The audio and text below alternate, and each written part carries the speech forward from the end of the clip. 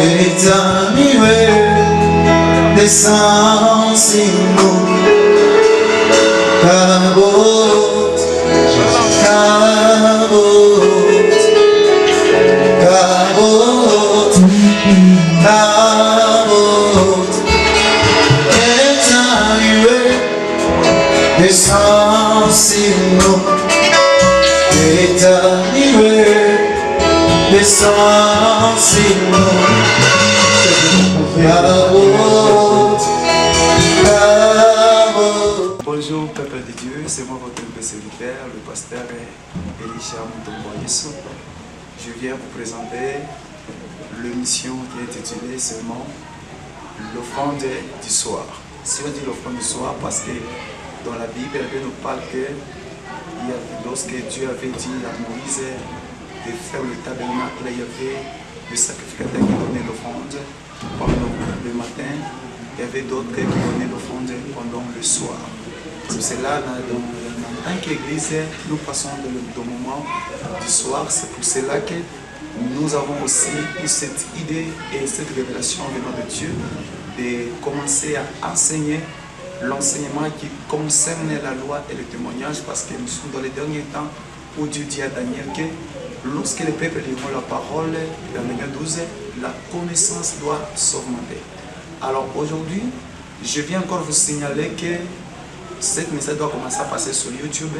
Alors vous devez seulement commencer à aller dans ma chaîne YouTube, vous abonner, vous devez écrire seulement le pasteur Elisha Mutombo. Alors vous trouverez le lien et on va vous indiquer comment vous devez accéder à notre chaîne YouTube afin que vous puissiez avoir la connaissance de Dieu. Parce que nous sommes dans les derniers temps où nous devons avoir la connaissance comme Dieu avait dit à Daniel. Et l'émission que ça va commencer à passer sur YouTube, comme je vous dis, et ça sera en série. Aujourd'hui, nous voulons introduire le fondement et la saine doctrine. Alors, si on dit le fondement et la saine doctrine, c'est une émission chrétienne. Avant de commencer, on va d'abord prier le Seigneur Jésus-Christ. Seigneur, nous te rendons grâce pour ces instants que tu viens encore de nous offrir, de passer un moment avec ton peuple partout dans le monde entier. Alors, Papa, je veux que ton onction et ta puissance puissent nous accorder au moment de partage. Nous prenons captif tout esprit à l'obéissance du Saint-Esprit qui ne confesse pas ton nom. Je veux que la compréhension soit à notre part. C'est dans le nom de Jésus, je prie, je déclare. Amen. Voilà. Nous parlons sous la sainte doctrine de Jésus-Christ. La Bible est en train de nous parler ainsi qu'il y a les doctrines venant de Dieu. Alors pour commencer, l'introduction générale est intitulée comme ça que il y a le principe qui est écrit dans la loi que tout le monde est censé de connaître la loi. Ça veut dire que tu ne peux pas ignorer la loi si tu es dans un pays. Alors, par là aussi, en tant que les chrétiens, nous aussi nous avons des règles et des principes que Dieu nous a laissés. Et cela est écrit dans la Bible. On va lire dans 1 Corinthiens chapitre 14, le verset 33. 1 Corinthiens chapitre 14, verset 33. Écoutez ce que la Bible nous dit avant de donner le verset de base. 1 Corinthiens chapitre 14, la Bible nous dit ceci dans le verset 33. Car Dieu n'est pas un Dieu de désordre, mais il est le Dieu de paix, comme dans toutes les églises du Saint. On nous dit que notre Dieu n'est pas un Dieu de désordre, mais il est le Dieu de paix comme il est écrit. Bien-aimés dans le Seigneur, le temps que nous passons, le peuple de Dieu a besoin de la connaissance. Et la connaissance véritable, elle est liée à la parole de Dieu. La personne qui a la parole de Dieu, c'est la personne qui est heureuse. Et c'est la personne qui peut même avoir l'assurance d'être au dernier jour passé à l'enlèvement. Alors, avant de je vais vous donner maintenant le verset de base, c'est que ça va un peu nous aider, toi et moi, pour passer à ce qui est nécessaire. Nous sommes toujours à 1 Corinthiens maintenant, dans le verset et chapitre 3, le verset 10, la parole de Dieu nous dit quoi? 1 Corinthiens chapitre 3, le verset 10, c'est par là que maintenant que nous avons tiré notre thème, le fondement comme les saintes doctrines de Jésus-Christ. 1 Corinthiens chapitre 2, le verset 10, la parole de Dieu nous dit ceci. Selon la grâce de Dieu qui m'a été donnée, j'ai posé les fondements comme un sage architecte et un qui doit prendre garde à la manière dont il bâtit en dessous. Apôtre Paul est en train de nous parler ceci que par la grâce de Dieu, j'ai reçu l'ordre de poser le fondement. Et lorsque nous lisons dans le verset 11, vous devez comprendre que la parole de Dieu nous dit que le fondement c'est Jésus-Christ. Lorsque nous parlons de le fondement comme le saint doctrine de Jésus, ce n'est pas le message des hommes, non. Ce n'est pas le message venant du monde, non. Mais c'est le message venant d'en haut. C'est Dieu lui-même qui nous a révélé ça. C'est Dieu lui-même qui nous a donné ça. Je vais vous dire, mes frères et sœurs, que la Bible, on ne l'explique pas avec l'intelligence humaine, non. La Bible, on ne l'explique pas avec le pensée humaine, non. Mais la Bible, ça s'explique elle-même à travers d'autres versets. C'est cela, à travers ce temps que Dieu va nous donner, toi et moi, alors on aura le temps de développer le pensée caché de Dieu dans ce livre qui nous a donné le livre comme Bible. Parce que, écoutez bien aimés dans le Seigneur, la Bible nous parle qu'il y a la sainte doctrine, ça veut dire qu'il y a aussi les fausses doctrines. Si on dit qu'il y a les fausses doctrines, c'est ça, vous devez savoir que c'est les doctrines des démons. Écoutez ceci, mes bien-aimés dans le Seigneur, tout chrétien doit savoir qu'il existe un évangile que Dieu nous a donné, selon Matthieu chapitre 10 et 7, verset 28. La Bible nous parle que, en tant que chrétien, lorsque nous avons connu Jésus-Christ, la deuxième chose que Dieu attend de nous, c'est avoir maintenant sa parole. Et la parole que nous devons avoir, c'est la parole venant de Christ. Et cette parole-là, c'est lui-même Christ nous enseigne, comme il est écrit dans Hébreux chapitre 1er. Le verset 1er, la Bible nous dit ceci que, après avoir autrefois parlé par nos pères, par des prophètes, mais aujourd'hui Dieu nous parle par son Fils qui est l'héritier de toutes choses. Or l'héritier là de toutes choses, ce n'est pas notre personne, c'est la personne de Jésus-Christ et que nous vous présentons maintenant. Bien aimé, il y a beaucoup de gens qui disent ceci, que chaque église a sa propre doctrine. Chaque assemblée a sa propre doctrine. Cela c'est fausse, bien aimé. Pourquoi c'est fausse? Parce que il n'y a pas deux doctrines ou trois doctrines ou quatre doctrines. Toutes les doctrines qui ne s'attachent pas de la doctrine de Jésus-Christ, ça veut dire c'est les doctrines des démons. Et en tant que les enfants de Dieu, on ne peut pas accepter ça.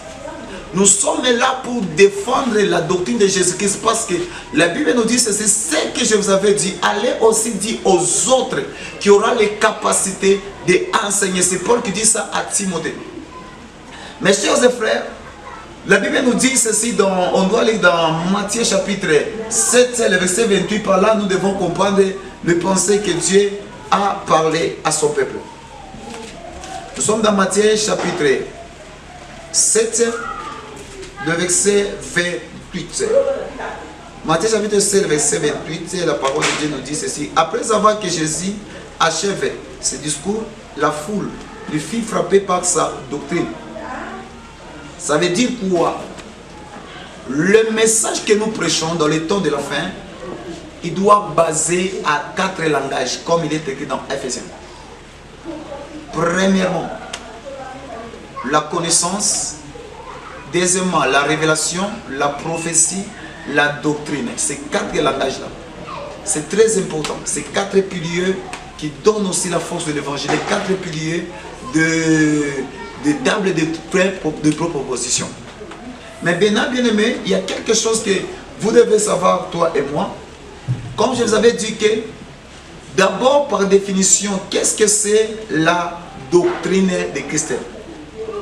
La doctrine de Christ, c'est le principe ou les ordonnances ensemble que Dieu a donné à son Église. Une politique religieuse, la sainte doctrine de Christ. Maintenant, par là, en tant que les gens qui ont reçu Jésus-Christ comme Seigneur et Sauveur, vous devez aussi savoir que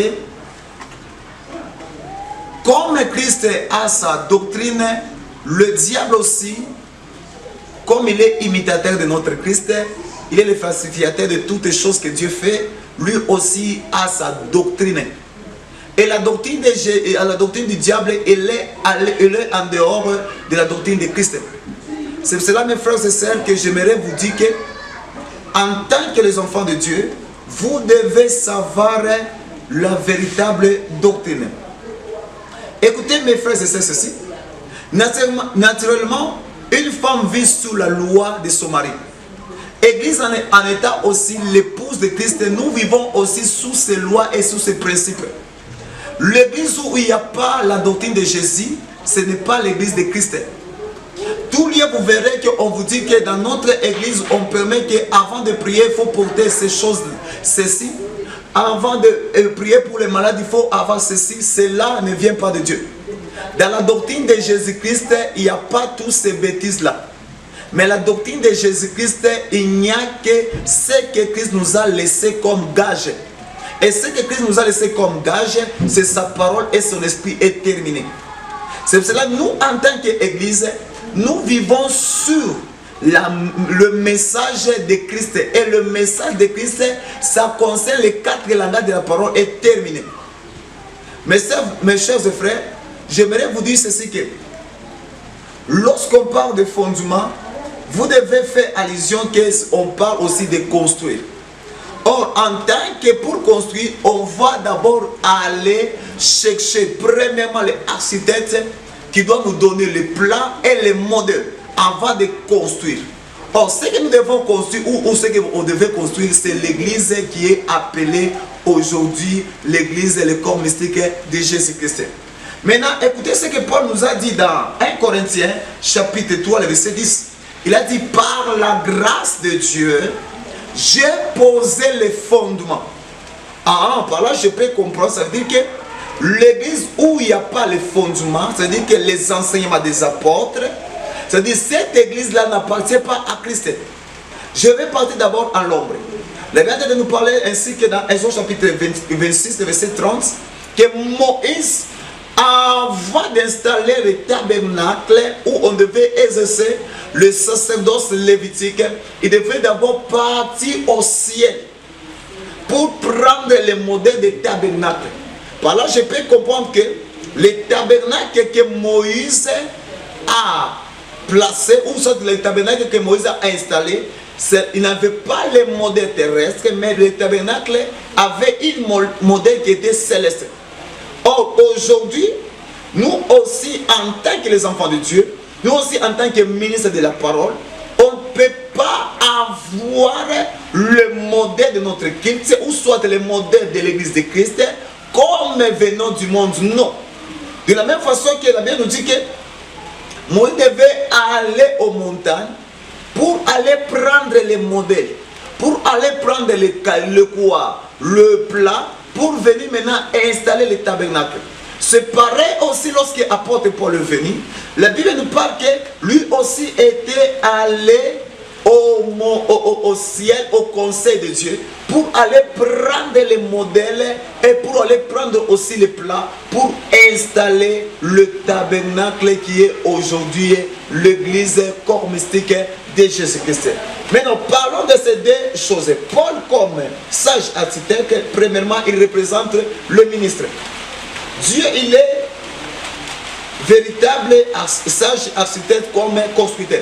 Cela est écrit en Hébreu chapitre 11, le verset 8 à 10. C'est ce que la parole de Dieu nous dit.